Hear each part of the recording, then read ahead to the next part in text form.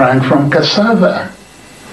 I remember the types of soap and pomade that kept our girls alive, their makeup and so on. These little things that made them feel they were still humans. These are almost as important as the weaponry. I remember that we did all. You go through the entire spectrum of living. We did it. And we kept it for 3 years.